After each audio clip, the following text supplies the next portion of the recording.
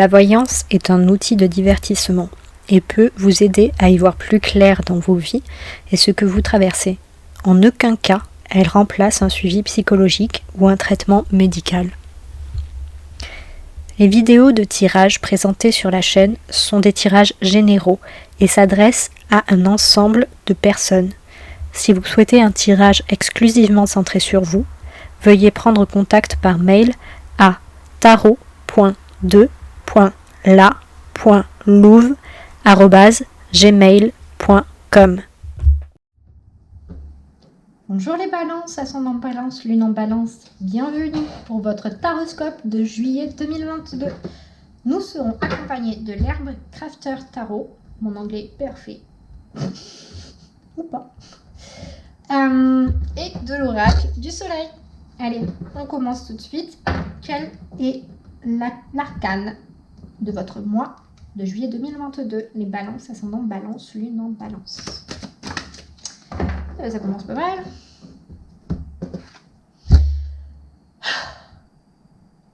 L'ermite. Voilà. Restez chez vous. Confinés. Voilà. Il fait trop chaud. Il fait trop chaud pour travailler de toute façon. Alors vous allez rester chez vous. Vous enfermer dans le noir. Prendre un ventilateur. Et de l'eau fraîche. Et vous balader à poil. Voilà. Comment lutter contre la canicule? N'oubliez pas, buvez de l'eau. C'est tout pour nous, voilà. Maintenant, super mois de juillet. Hein. C'était une blague. Donc, nous avons l'ermite. Donc là, on est sur un mois introspectif. Dans le sens où, premier ressenti... c'est très intéressant. En fait, j'en ai deux. Enfin, non, j'en ai un. Et c'est très drôle parce que par rapport à ce que j'ai dit au début, c'est pas tout à fait ça. De ce que je ressens en fait, c'est que vous avez fait une longue période d'introspection, vous avez appris pas mal de choses sur vous-même, sur le monde, vous avez compris énormément. En fait, c'est très marrant parce que cet ermite, en général, quand il sort l'ermite, il vient donc nous dire, comme je vous ai dit au tout début, il nous parle de confinement, d'arrêt, de rester chez soi, de s'enfermer, d'être reclus, de partir dans sa grotte. Métaphoriquement, ça peut être une phase, une période où on apprend sur nous-mêmes, où on fait des recherches, on fait de l'introspection, de la psychanalyse, tout ça. Là, pour moi, comme je le ressens, cet ermite, il a fini tout ça.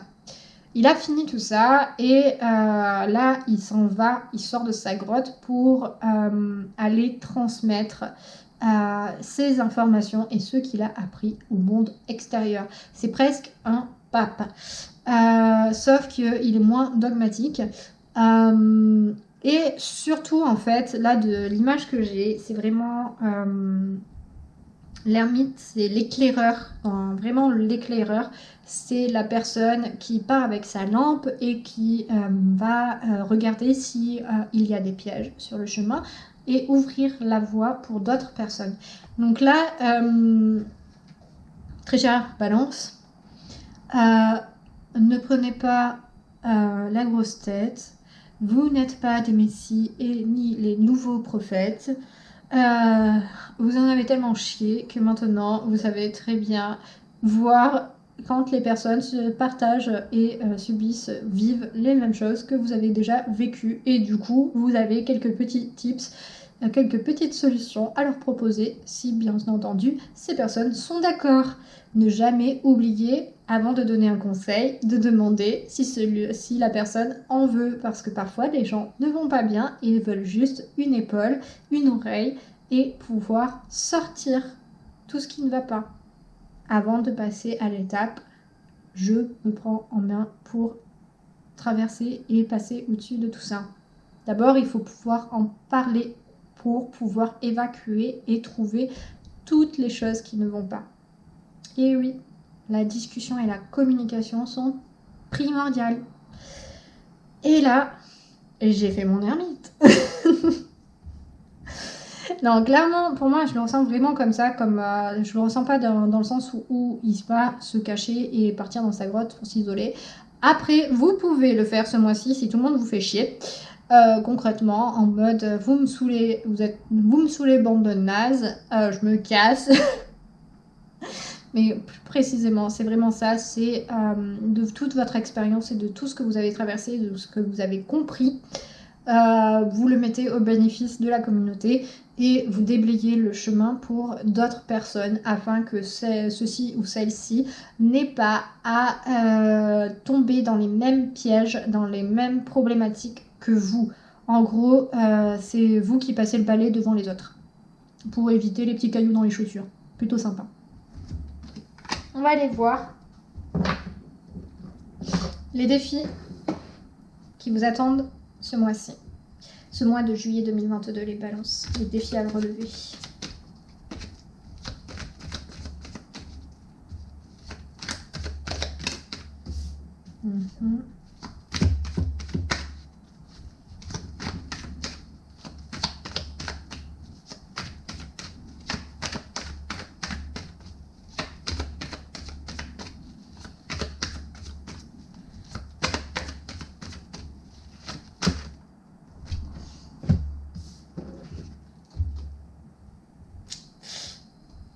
Donc nous avons Mars en Sagittaire avec la domination.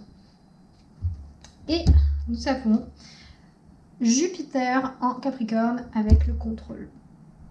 Ok. Très chère Balance.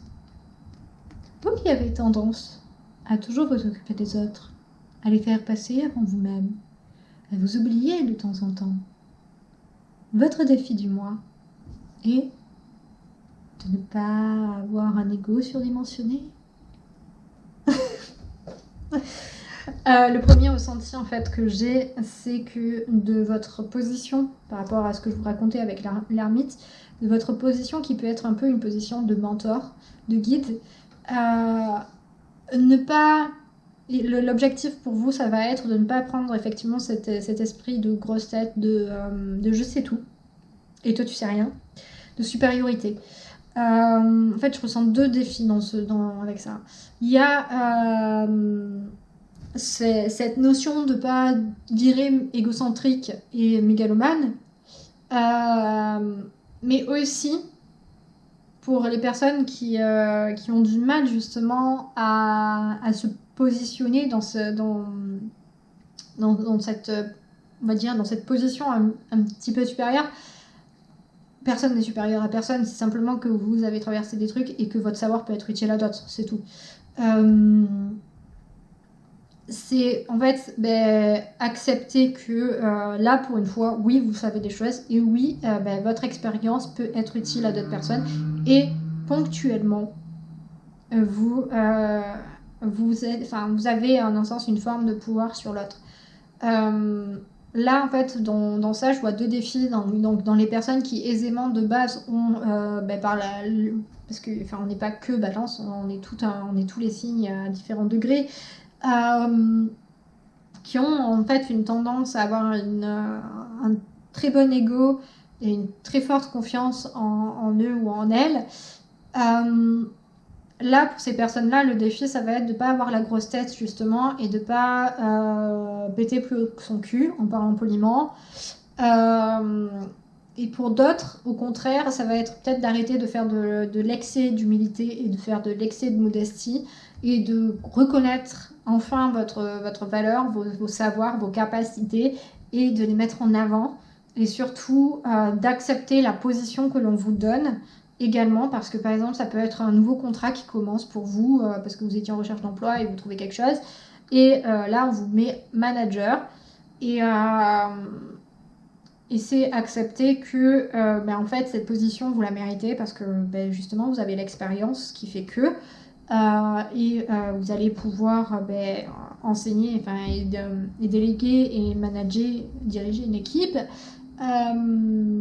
C'est vraiment dans ce sens-là, c'est voilà, on vient vous donner des conseils parce qu'on sait que vous avez traversé certaines épreuves, certains phénomènes, et du coup c'est vraiment trouver le juste milieu entre garder avoir confiance en vous et au fait que vous avez vécu donc ces choses-là et on ne peut pas le nier. et vos savoirs sont acquis et valables. Et également éviter de prendre la grosse tête et de se la péter trop. Vous avez le droit d'être fier de vous, mais pas au détriment des autres. C'est trouver ce juste milieu-là, à pas écraser les autres. Pas faire « oui, je suis meilleure que toi hein ». Non. C'est « je suis une bonne personne, oui, je sais des choses, mais c'est pas parce que je sais des choses que je suis au-dessus d'autres personnes. Parce qu'elles savent des choses que je ne sais pas. » Vous voyez un peu la chose, c'est vraiment trouver ce juste milieu. Donc ça, c'est vraiment un gros défi sur ce mois-ci. Prendre assez d'assurance ou la réduire. Ça dépend dans quel cas vous êtes.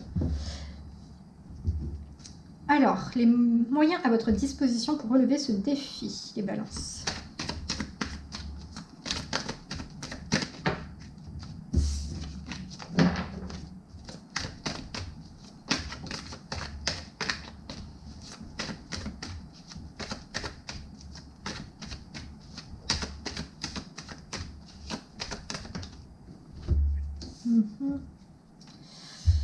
Intéressant.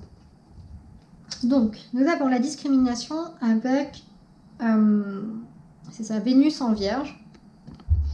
Et nous avons le statut avec Jupiter en Taureau.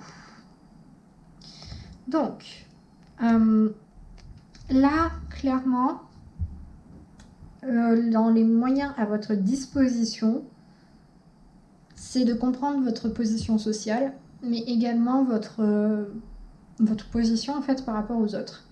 Dans le sens. Et respecter celle des autres aussi.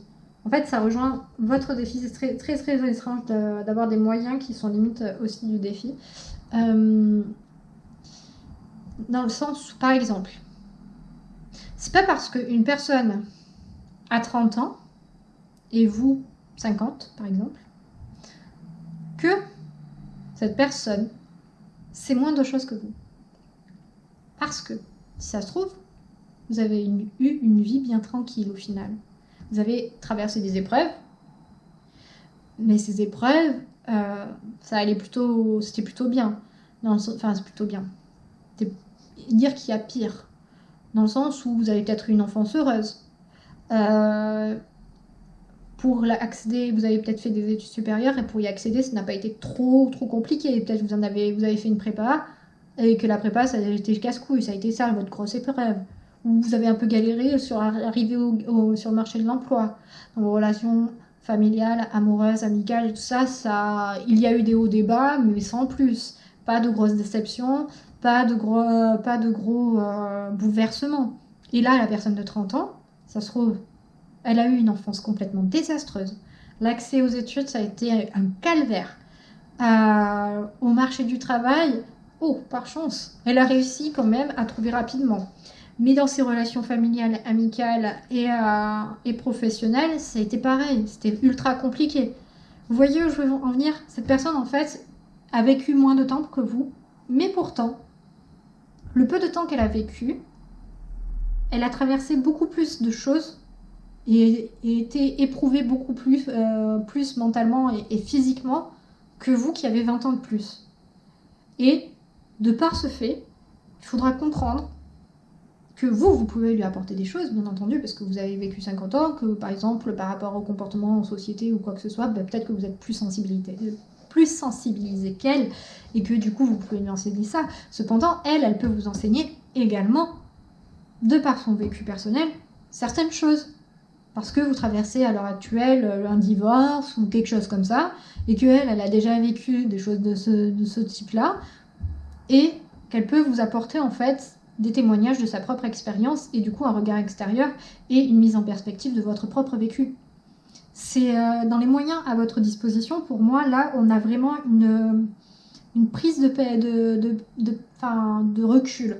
Dans le sens où, avec la carte de la discrimination, j'ai vraiment cette image de je partitionne et c'est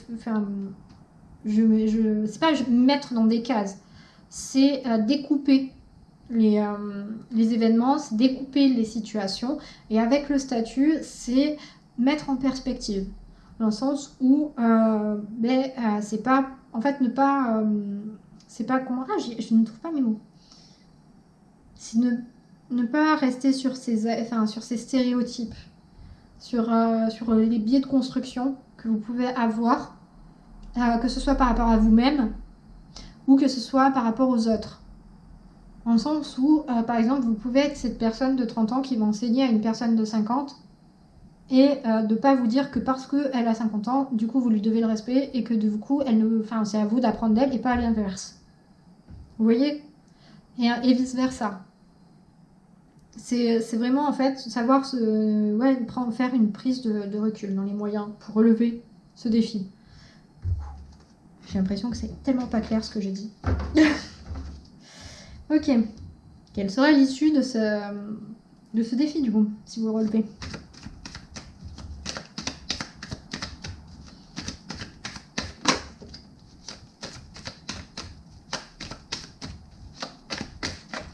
C'est quand même... On parle pas mal, en fait, de votre relation à vous-même.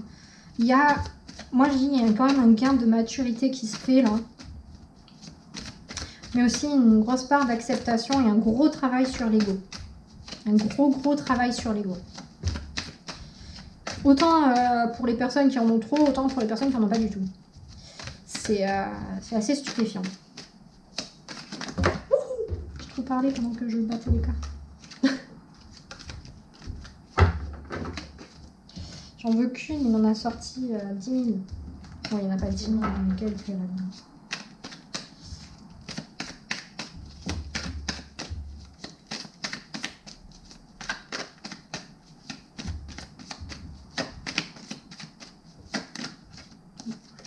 Me donner la dernière.